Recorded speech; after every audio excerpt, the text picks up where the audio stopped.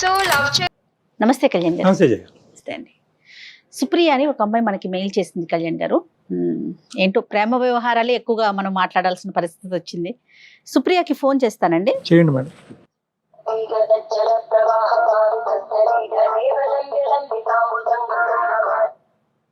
Hello hello, Supriya గారండి.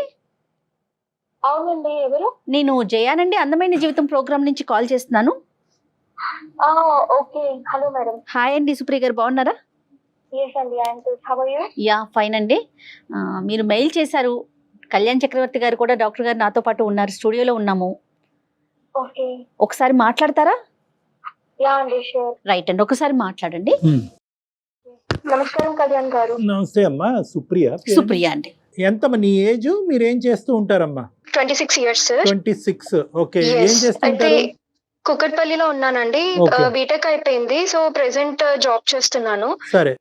నా problem వచ్చేసి సార్, బీటెక్ లో ఉన్నప్పటి నుంచి నేను నాని అని ఒక అబ్బాయి ఇద్దరం లవ్ చేసుకుంటున్నాం. అమ్మా. నేను ముందు నుంచి ఎలాంటి అమ్మాయిని అంటే మమ్మీ డాడీ చాలా చాలా చాలా పద్ధతిగా పెంచారు సార్. నాకు ఎప్పుడు అంటే లవ్ మీద ఎప్పుడు ఇదివరకు ఒపీనియన్ లేకుండేది. కానీ బీటెక్ 1 year అయిపోయిన తర్వాత నానిని చూసి చూసి చూసి అతను అంత మంచివాడు సార్. మా ఫ్రెండ్స్ లోనే ఎవరికి ఏ సిచ్యువేషన్ వచ్చినా, ఎప్పుడు ఎంత టఫ్ సిచ్యువేషన్ వచ్చినా వాడు చాలా మోటివేట్ చేసేది.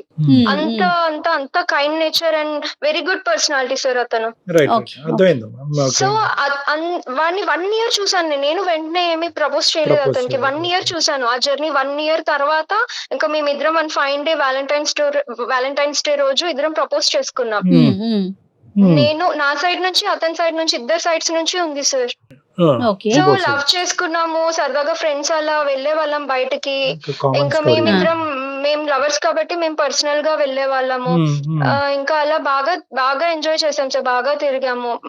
మానసికంగా కూడా మేము చాలా కనెక్ట్ అయిపోయాం. కనెక్ట్ అయ్యారు. అది. అయితే ఇంకా కామన్ అది. ఆ జర్నీలో నేను కన్సీవ్ అయ్యాను సార్.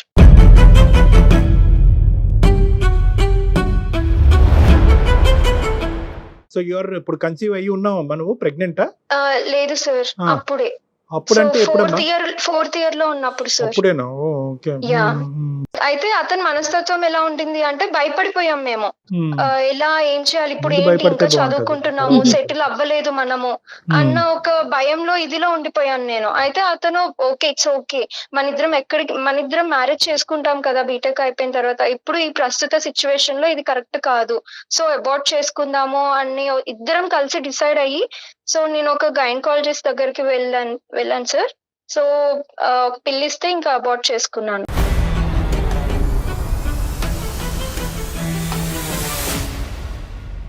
ఏదో సెలూన్ షాప్ కి వెళ్ళి హెయిర్ కటింగ్ చేయించుకున్నట్టు అయిపోయింది. చాలా సింపుల్. ఓకే అమ్మా. సరే ఓకే. అమ్మా, చెప్పమ్మా. నెక్స్ట్ ఏంటి సుప్రియ? ఇంకా ఆ కన్ఫ్యూజన్ లో ఉన్నానండి నేను. ఓకే. అయితే ఈ కన్ఫ్యూజన్ లో ఉన్న టైంలో అతను సడన్ గా ఒకసారి ఎప్పుడు కలుసుకునే ప్లేస్ కి రా అనేసి అంటే సరే అని నేను క్యాజువల్ గానే వెళ్ళాను. ఇంకా అతను వచ్చి సడన్ గా ఎలా ఉన్నావు, ఏం చేస్తున్నావు అని మాట్లాడుతూ ఇప్పుడు ఒకవేళ నేను నీ లైఫ్ లో లేకపోతే నువ్వు ఎలా అనుకుంటున్నావు, ఏం చేద్దాం అనుకుంటున్నావు, మన ఇద్దరం ఒకవేళ కలిసి ఉండే పరిస్థితులు మనకు లేకపోతే ఏం చేద్దాం అనుకుంటున్నావు అని అన్నాడు సార్ సడన్ గా. ఇక్కడ టాపిక్ ఏంటి అంటే సార్, వాళ్ళ మరదలంట యుఎస్ లో ఉంటుందంట. తను చిన్నప్పటి నుంచి విని లవ్ చేస్తుంది, వీడికి తెలుసు అది, కాకపోతే వీడు అవాయిడ్ చేసేది. ఓకే. ఇప్పుడు ఏంటి ఆ అమ్మాయి పెళ్ళంటూ చేసుకుంటే నేను బావనే చేసుకుంటాను అనేసి వాళ్ళ పేరెంట్స్ ని బెదిరించేసింది.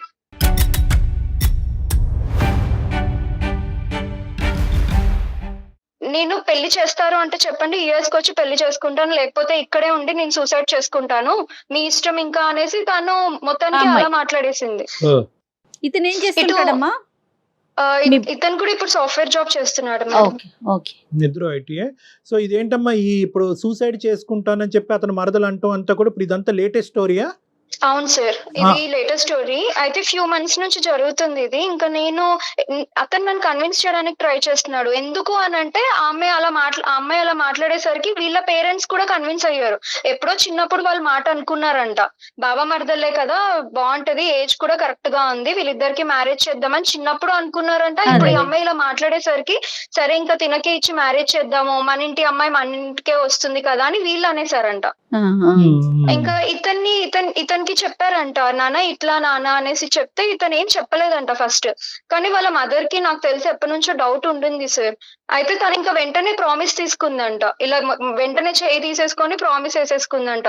నువ్వు కానీ ఇప్పుడు పెళ్లి చేసుకోకపోతే నేను చచ్చిపోతాను అని ఒట్టు తీసేసుకుందంట ఆమె.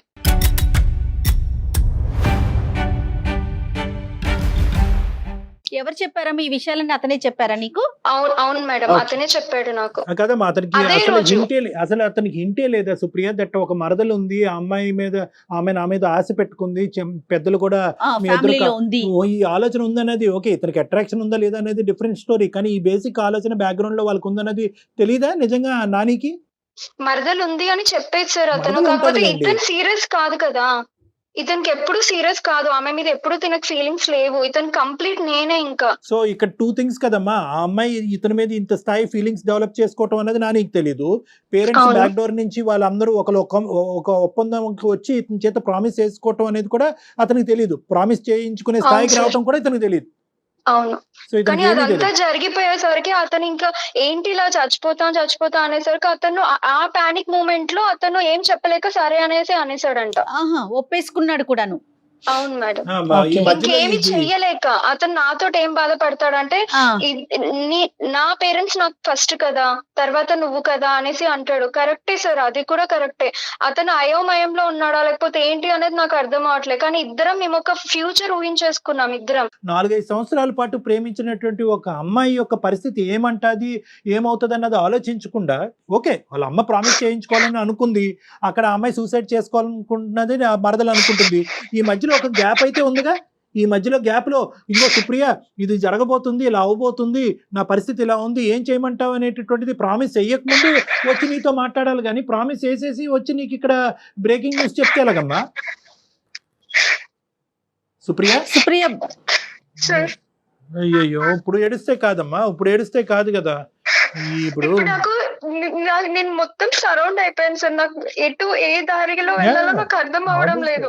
అమ్మ నాన్నకు చెప్దాము అంటే ఇప్పుడు నేను గనక వాళ్ళకి చెప్తే వాళ్ళు కుప్ప కూలిపోతారు సార్.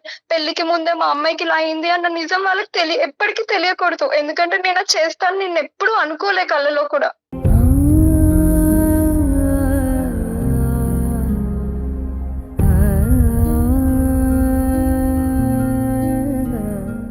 ఎందుకంటే ఒక ఆడపిల్లకి ఒక ఫిజికల్ బాండ్ ఏర్పడిన తర్వాత ఇమోషనల్గా కనెక్టివిటీ అనేది 10 times పెరిగిపోతుందండి.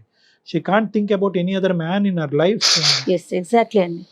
కదమ్మా, ఇప్పుడు సుప్రియ, ఇప్పుడు అతను వర్జన్ నాకు అర్థం కావట్లేదు. ఏమంటాడు అతను? అంటే ఇంకా నీ మన ప్రేమ ఇంకా గుడ్ బై చెప్దాం అనుకుంటాడా, లేదంటే ఇది ఇలా ఫ్రెండ్షిప్ లాగా, లేదంటే ఇంకో షిప్ లాగా కంటిన్యూ చేద్దాం అంటాడా, ఫైనల్ గా మరదలనే చేసుకుంటానంటాడా, ఏమంటాడు? మీరు నాకు అదే హెల్ప్ చేయాలి సార్. నాకు అతన్ని కన్విన్స్ చేయాలి అంతే. అతను ఒక భయంలో ఉన్నాడు, ఎవరో చనిపోతారు, వాళ్ళు చనిపోతారు అని. కానీ ఇక్కడ నేను ఆ టెన్షన్ లో నేనేదో ఒకటి అయిపోతాను. చేస్తాం, అది తాత్కాలికమే కదా, పర్మనెంట్ సొల్యూషన్ కాదు కదా. అది ఒక పాయింట్ నాన్న, మేడం చెప్పింది అదొక ఇంపార్టెంట్ పాయింట్. కన్విన్స్ చేయటం, బతిమాలటం, కాళ్ళ వేళ్ళ పట్టం అనేది. ఎందుకంటే ఈ ప్రేమలో ఎంత బలం ఉంది, ఎందుకు ఇంతకాలం మీరు ప్రేమించుకుని కమిట్ అయ్యారు అనేటటువంటి అంశాలు మా అందరికంటే అతనికే బాగా తెలుసు. ఈ రోజు మేము కొత్తగా వచ్చి అతన్ని బతిమాలుకునేది ఏంటి, అది కాదు. అంతకంటే ముందు ఏంటంటే వాళ్ళు చనిపోతారు అనేటటువంటి బాధ ఉన్న వ్యక్తికి ఈరోజు అదే థ్రెట్ నువ్వు చేస్తే నేను చచ్చిపోతానంటే అప్పుడు ఏం డెసిషన్ తీసుకుంటాడు? నువ్వు చచ్చిపోయినా పర్లేదు, మా అమ్మ చచ్చిపోకూడదు అంటాడా? సో అలా కూడా అడిగాను సార్. కానీ నేను ఎప్పుడు కూడా అతనికి ప్రెషర్ ఇవ్వాలనుకోలేదు. అతను కూడా అతనికి ఇవ్వ, మాకు మొత్తం ప్రెషర్ నువ్వే తీసుకుందు. గానీ అతనికి ఇండివిజువాలిటీ లేదు, ఒక నిర్ణయం మీద నిలబడలేడు. ముందు ఆలోచించవలసింది ముందు ఆలోచించకుండా తర్వాత పరిణామాల గురించి బాధపడతాడనే వ్యక్తిత్వంతో నువ్వు ప్రయాణం 4 సంవత్సరాల పాటు చేసావు. అరగంటలో మాకు అర్థమైనటువంటి ఒక అంశం, 4 సంవత్సరాలు ఈ వ్యక్తి యొక్క వ్యక్తిత్వం అర్థం కాలేదు. అంటే this could have happened any time. ఈ రోజు మరదల రూపాన్ని వచ్చింది కాబట్టి ఈ పరిస్థితి వచ్చిందని మనం అనుకోవడానికి లేదు. అవును, ఎప్పుడైనా జరగచ్చు అంటారు. ఎప్పుడైనా జరగచ్చు. రేపు పొద్దున ఇంకో అమ్మాయి వచ్చి ఇంకో తన జీవితంలో ప్రవేశించి నువ్వు కాదు ఇంకోళ్ళని నేను చచ్చిపోతానని ఇంకో అమ్మాయి అంటే కనుక మళ్ళీ నిన్ను వదిలేస్తాడేమో. నీకెప్పుడు కాదు సార్, అతను అలాంటి వాడు కాదు. ఎందుకు అంటే వాళ్ళ మరదలు లేదా వాళ్ళ అమ్మ చనిపోతా అనేసరికి అతని డిసిషన్ తీసుకున్నాడు. మరి అదే అతను ఇంకా నువ్వు కూడా అంటున్నావు కదమ్మా. ప్రతి ప్రేమలో థ్రెట్ కి డిసైడ్ అవ్వాలమ్మా. థ్రెట్ కి తట్టుకునేటటువంటి వాళ్ళే ప్రేమించాలి. ఆ దమ్ము ధైర్యం ఉన్న వాళ్ళే ప్రేమించాలి. వాళ్ళ అమ్మ దగ్గర నుంచి థ్రెట్ రాదని అనుకున్నాడా? మీ పేరెంట్స్ దగ్గర నుంచి ఇంకో థ్రెట్ రాదని అనుకున్నాడా? అన్ని థ్రెట్లకి మనం ఎదురిద్దాము, అన్ని థ్రెట్లను మనం తట్టుకుందాము, అప్పుడే ఇది అసలైనటువంటి స్వచ్ఛమైనటువంటి ప్రేమ, మనం భయపడకూడదు అనేటటువంటి వ్యక్తి ఆ దమ్ము ధైర్యం ఉన్న వాళ్ళే ప్రేమించాలి. ప్రేమించేసిన తర్వాత మా అమ్మ చచ్చిపోతానంది కాబట్టి నీకు గుడ్ బై అంటే ఇంకేమన్నా ఉందమ్మా? ప్రిపేర్డ్నెస్ లేనప్పుడు ఎందుకు మీరు ఎందుకు ప్రేమించుకున్నారు? ఇందుకోసమే నేను స్టార్టింగ్ లో ఎప్పుడు నేను లవ్ లో పడతాను అనుకోలే. ఎందుకంటే నా సరౌండింగ్స్ లో నేను చాలా చూస్తున్నాను. అప్పుడు చాలా చూసాను సార్. లవ్ చేస్తారు కానీ లవ్ మ్యారేజ్ అనేసరికి కొంతమంది వదిలేస్తారు, చీట్ చేస్తారు. సో ఇందుకే నేను ఎవరిని ఆ ఉద్దేశంతో రాలేదు నాకు. కానీ ఇతన్ని 1 year నుంచి దగ్గరగా చూసాను కదా సార్, అందుకు ఇతన్ని లవ్ చేశాను. కాదు నాన్న, నువ్వు ఏవేవి చూసి అతన్ని చేసుకోవాలని అనుకున్నావు అనేది డిఫరెంట్ స్టోరీ. కానీ కొన్ని సందర్భాల్లో ఏంటంటే ఈ విపరీతమైనటువంటి మంచితనం కూడా ఇటువంటి వాటికి శాపం. ఇప్పుడు ఇదే డైలాగ్ నువ్వు అతనికి చెప్తే మా అమ్మ చచ్చిపోతానంటుంది, ఇక్కడతో మన ప్రేమకు తుది పలుకు గుడ్ బై అని అంటే అంటే తను యాక్సెప్ట్ చేస్తాడా? మరి ఇప్పుడు ఏం చేద్దామమ్మా? మీరు ఏదో ఒకటి చేసి తనని కన్విన్స్ చేయండి సార్ ప్లీజ్. సరే నా పేరెంట్స్ ముందు నేను ఇలా నిల్చోలేను సార్. నేను వాళ్ళకి ముఖం కూడా ఇలా చూపించుకోలేను. నా పేరెంట్స్ తట్టుకోలేరు అది. కానీ ఇతన్ని కూడా వదులుకోలేను సార్. ఇందుకే మేము అంటాం మా ప్రేమించడం తప్పులేదు, కానీ ప్రేమించేటటువంటి క్రమంలో అన్ని ఇదే జీవితం అని చెప్పి బ్లైండ్ ఫెయిత్ తో ముందుకెళ్ళిపోయి మెడకి ఏమొచ్చి ఏదో ముడిపడిన తర్వాత పేరెంట్స్ కి చెప్పాలి, పేరెంట్స్ కి చెప్పేటటువంటి పరిస్థితి పేరెంట్స్ యాక్సెప్ట్ చేయరనేది ఈ లాస్ట్ సీన్ లో పేరెంట్స్ ని తీసుకొస్తున్నారు చూడు, అది మీరు చేసే ప్రధానమైనటువంటి తప్పిదం. సరే, ఇప్పుడు అతను ఏమంటాడు అన్నది ఒకసారి చూద్దాం అమ్మా. అతను ఉన్నాడు అసలు మాట్లాడతారు సార్. అతనికి విషయం ఏం తెలీదు. నేను లైన్ కనెక్ట్ చేస్తాను అతనికి. మీరు మాట్లాడే వ్యక్తి మీ కాల్ ని హోల్డ్ లో పెట్టారు, దయచేసి లైన్ లో వేచి ఉండండి. హలో నాని. యా సుప్రియ, చెప్పవే, ఏం చేస్తున్నా? ఏం లేదు, నువ్వు ఫ్రీగానే ఉన్నావా? యా ఫ్రీగానే ఉన్నా. నేను సుమన్ టీవీకి మెయిల్ చేశాను. కళ్యాణ్ చక్రవర్తి గారు లైన్ లో ఉన్నారు. ఏంటి ఇది? ఎందుకు టెన్షన్ పడుతున్నావు? ఎక్కడెక్కడికో ఫోన్ చేస్తున్నావు, ఎక్కడెక్కడికో వెళ్తున్నావు. నేను నీకు జాగ్రత్తగా అన్ని విషయాలు ఎక్స్ప్లెయిన్ చేశాను కదా, ఎందుకు ఏదేదో చేస్తున్నావు? ప్లీజ్, నేను కొంచెం ఇన్సెక్యూరిటీ ఫీల్ అవుతున్నాను. అందుకే నాకు ఇంకా ఒక్కటే ఆప్షన్ ఇది, ఒక్కసారి మాట్లాడు ప్లీజ్. సార్ లైన్ లో ఉన్నారు. సరే మాట్లాడు. నాని, హలో నాని. చెప్పండి సార్. నాన్న, ఇప్పుడు సుప్రియ ఒక సమస్యను మా దగ్గర తీసుకొచ్చింది. ఎందుకంటే దానికి ఈరోజు వాళ్ళ పేరెంట్స్ దగ్గర వెళ్ళి ఆ సమస్యకి పరిష్కారం వెతికేటటువంటి పరిస్థితి లేదు. ఎందుకంటే ఆ అమ్మాయి జీవితం ఇప్పుడు చాలా రిస్కీగా ఉంది. మోస్ట్ ఇంపార్టెంట్ థింగ్ ఇక్కడ ఏంటంటే మీ ఇద్దరిది ఒక లవ్ స్టోరీ, చాలా సాఫీగా ముందుకెళ్ళింది, ఇమోషనల్గా ఫిజికల్గా బాండ్ అయ్యారు. ఆ అమ్మాయి ఆఖరికి ప్రెగ్నెంట్ అయ్యి అబార్షన్ అయ్యేటటువంటి పరిస్థితి వరకు వచ్చింది. నువ్వు లేక నేను లేక నువ్వు ఉండలేవనే ప్రామిసులు వేసుకున్నారు. అన్నీ కొనసాగేటటువంటి పరిస్థితిలో ఈరోజు నీకేదో సమస్య వచ్చింది కాబట్టి ఈరోజు సుప్రియకి గుడ్ బై చెప్పాలి అని అనుకుంటున్నావు అని అంది. ఏంటి అసలు ఈ సబ్జెక్ట్ ఏంటి? సార్ అలా అని ఏం లేదు సార్, గుడ్ బై చెప్పడం అనేది ఏం లేదు. నాకు యాక్చువల్ గా పరిస్థితి వల్ల అలా చేయాల్సి వచ్చింది. అదే ఏంటి పరిస్థితి? సార్ యాక్చువల్ గా ఏం జరిగిందంటే, మా చుట్టాల అమ్మాయి ఒక అమ్మాయి ఉంది సార్ యుఎస్ లో. ఓకే. వాళ్ళు మా మామ వరుస అవుతారు. అమ్మాయి నీకు మరదలు అవుతుందా నాన్న? వరుస అవుతుందా? అవును, వరుస. సొంత మేనమామ కూతురా నాని? సొంత మేనమామ కూతురు. వాళ్ళు ఎలా అంటే ఇప్పుడు పేరెంట్స్ వచ్చేసి వాళ్ళకి చిన్నప్పటి నుంచి మాట్లాడడము అలా వెళ్ళడం, మాకు ఫ్యామిలీ గ్యాదరింగ్ జరిగేది. సో అమ్మాయి నాతో ఎమోషన్స్ పెట్టేసుకొని నాతో లవ్ లో ఉంది. సో నాకు చెప్పకపోవడం, నా పైన ఇంట్రెస్ట్ పెంచుకోవడం అలా జరిగిన తర్వాత ఒక డే వాళ్ళ పేరెంట్స్ అని చెప్పేసింది. చెప్తే వాళ్ళ పేరెంట్స్ మా పేరెంట్స్ తో మాట్లాడి మాట తీసుకున్నారు మేడం. వీళ్ళు మాట్లాడేసుకున్నారు పెద్దలు ఇద్దరు కూడా. కదా ఇరువైపులా. అమ్మాయి ఏంటి, అమ్మాయి ఇతను లవ్ చేస్తుందా, ఇతన్ని ఇష్టపడుతోంది చిన్నప్పటి నుంచి. చిన్నప్పటి నుంచి ఆ అమ్మాయి ఇష్టపడుతుంది కానీ ఇతనికి తెలీదా ఆ అమ్మాయి ఇతనికి తెలియదట, కానీ వాళ్ళ పేరెంట్స్ చెప్పడం, వాళ్ళ పేరెంట్స్ వచ్చి వీళ్ళ పేరెంట్స్ తో మాట్లాడేసి ఓకే అనేసుకున్నారు. మరి మీ పేరెంట్స్ మీకు చెప్పలేదా ఇట్లా ఆ అమ్మాయి ఇష్టపడుతోంది, వాళ్ళ పెద్దలు వచ్చి మాతో మాట్లాడారు, సొంత మేనమామే అంటున్నారు కదా? అవును మేడం, ప్రాబ్లం ఇక్కడే. యాక్చువల్ గా నాకు నా పేరెంట్స్ వచ్చేసి చెప్పలేదు. సో మెయిన్ ఇష్యూ అదే. వాళ్ళు డైరెక్ట్ వాళ్ళకి మాట ఇచ్చేసేసరికి బేసిక్ గా మాకు పేరెంట్స్ కి నాకు బాండింగ్ ఎలా ఉంటది అంటే మ్యామ్ కొంచెం కన్జర్వేటివ్ గానే ఉంటాం. రైట్ అండి, మామూలు విషయాలు అయితే ఓకేనమ్మా, ఇది పెళ్లికి సంబంధించిన మీ జీవితానికి సంబంధించిన విషయం కదా. ఈ రోజుల్లో కూడా ఇంకా అలా ఉన్నారా, మీకు చెప్పకుండా మాటలు ఇచ్చేసి కదా? ఈ రోజుల్లో కూడా ఉన్నారంటే మేము ఎక్సెప్షనల్ కేసు అని అనుకోవచ్చు. మేబీ ఎక్సెప్షనల్, ప్రేమించిన తర్వాత పెళ్లి వరకు వచ్చేటప్పటికి అన్ని ఎక్సెప్షనల్ కేసెస్. అది కాదు, నేను ఒక రెండు లాజికల్ పాయింట్స్ అడుగుతా. ఒకటి, ఆ అమ్మాయి నిన్ను ప్రేమించేసింది కాబట్టి ఈ రోజు ఆ అమ్మాయి నువ్వు లేకుండా ఉండలేకపోతుంది అనేటటువంటి ఉద్దేశంతో ఇప్పుడు సుప్రియకి మీరు దూరం అవుతున్నారా? అంటే సుప్రియాని పెళ్లి చేసుకోకూడదని అనుకుంటున్నారా, లేదంటే మీ అమ్మగారు చనిపోతాననేటటువంటి మాట వల్ల అనుకుంటున్నారా, లేదంటే రెండిట్ల వల్లనా? సార్ సుప్రియకి దూరం చేయాలి, నేను దూరం పెట్టాలి అని అసలు నేను ఎప్పుడు ఊహించలేను సార్. ఎప్పుడు అనుకోలేదు, కానీ ఫైనల్ గా జరిగేది అదేగా. ఇప్పుడు ఫైనల్ గా నువ్వు చెప్పేది అదే కదా. ఇప్పుడు ఈ అంటే నువ్వు సుప్రియాని పెళ్లి చేసుకుంటావా? పెళ్లి అయితే నేను పేరెంట్స్ కి, మా పేరెంట్స్ మాట ఇచ్చారు కాబట్టి నేను కూడా పేరెంట్స్ మాట బేజారలేను కాబట్టి వాళ్ళ ప్రకారమే చేసుకోవాల్సి వస్తుంది. సుప్రియకి మాట ఇచ్చావు, చాలా ఇచ్చావు. మరి నన్నేం చేయాలనుకుంటున్నావు? ఎన్ని అనుకున్నాం మనం, కానీ ఎన్నో అనుకున్నాం కదా, మనకి లేదు అని అనుకున్నాం కదా. ఇప్పుడు ఎందుకు ఇలా మాట్లాడుతున్నావు? ఏంటి సుప్రియ, నువ్వు కూడా అలా మాట్లాడితే ఎలా? నేనేంటో నీకు తెలియదా సరిగా? నేనేంటో నీకు తెలుసు, నువ్వేంటో నాకు తెలుసు. నువ్వు కూడా అలా మాట్లాడితే ఎలా? అసలుకి మా పేరెంట్స్ ని ఎలా వదులుకోమంటావు చెప్పు? ఏమన్నా అంటే నేను చనిపోతా అని మా అమ్మ అంటుంది. మరి నేనేమైపోవాలి? మా మరదలు కూడా మరదలు పక్కన పెట్టు, తన నా తర్వాత వచ్చింది తను. ఇప్పుడు నేనేమైపోవాలి చెప్పు, నా ఫ్యూచర్ ఏమైపోవాలి, నేనేమైపోవాలి చెప్పు. అలా అంటే ఎలా సుప్రియ? నా గురించి తెలుసు కదా. ఇప్పుడు అమ్మ ఫస్ట్ నుంచి ఇంతేనమ్మా, మాట్లాడే ధోరణి గాని ఆ విధానం మెతక అంతేనా సుప్రియ? కర్ర ఎరగదు పాము. ఇతను చాలా కన్విన్సింగ్ గా మాట్లాడతాడండి, కానీ అందులో నిజం ఉంటుంది. అదే కదా.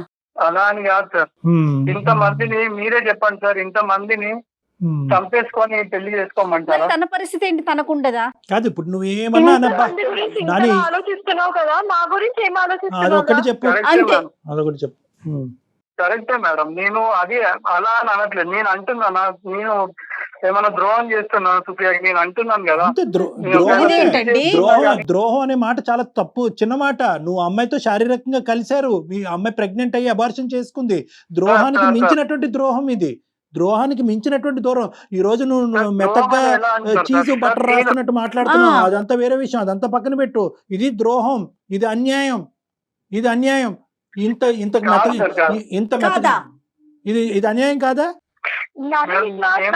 పరిస్థితి అర్థమవుతుందా? ఇప్పుడు నువ్వు కాదు, నువ్వు చెప్తున్నాను, నన్నేగా కన్విన్స్ చేయాలనుకుంటున్నావు, కానీ నేను ఎక్కడికి వెళ్ళాలి? ఇంకా అటు మమ్మీ డాడీకి చెప్పుకోలేను, ఇటు ఎవరి దగ్గరికి వెళ్ళాలి నేను?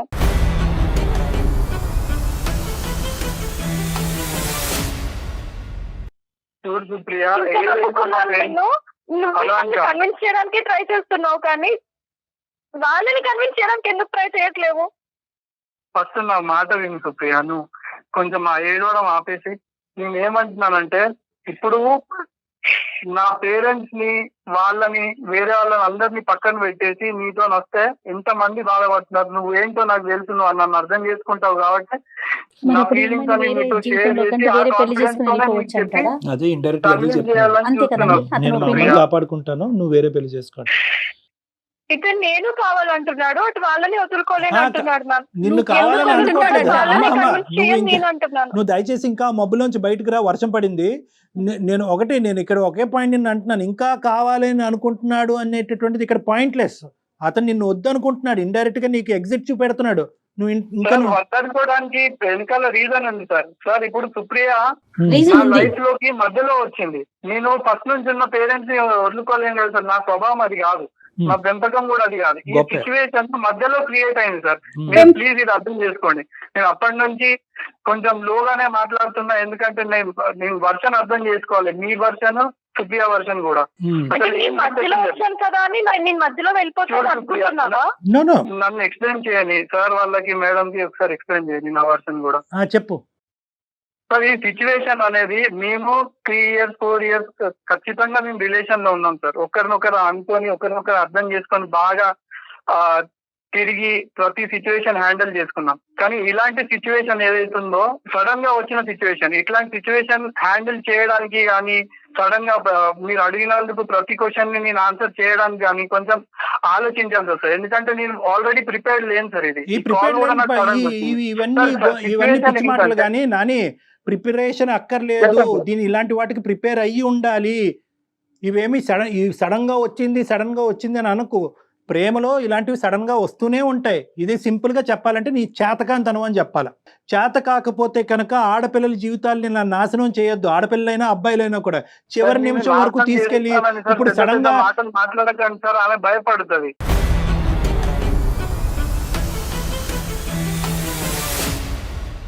ఈ రోజు మీ మరదలు వచ్చి నేను చచ్చిపోతానని అందో, లేదంటే మీ అమ్మగారు అందోనో కాదు. ఇక్కడ ఇటువంటి పరిస్థితులు ప్రేమలో క్వైట్ కామన్. ఇలాంటివి ఎక్స్పెక్ట్ చేస్తూనే ప్రేమాయణం అనేది మొదలు పెట్టాలి. అన్ని కార్యక్రమాలు అయిపోయిన తర్వాత ఈ రోజు మా అమ్మ తన మీద తాను ఒట్టేసుకుని చచ్చిపోతానంది కాబట్టి నేను విత్డ్రా అయిపోతానని, నేను ఎగ్జిట్ అంటే కనుక అది వర్కౌట్ అవ్వదు. ఇది ఏం అర్థం చేసుకోవాలి మరి? ఇది ఏంటయ్యా, ఇది ఏంటి? ఎగ్జిట్ కాకుండానే అక్కడ అమ్మ గురించి మరదలు చేసుకుని ఫ్రెండ్షిప్ గురించి ఈ అమ్మాయిని ఉంచుకుంటావా? తప్పుగా అనుకోవద్దు. ఇంకా అదే పదం అనాలి. మరి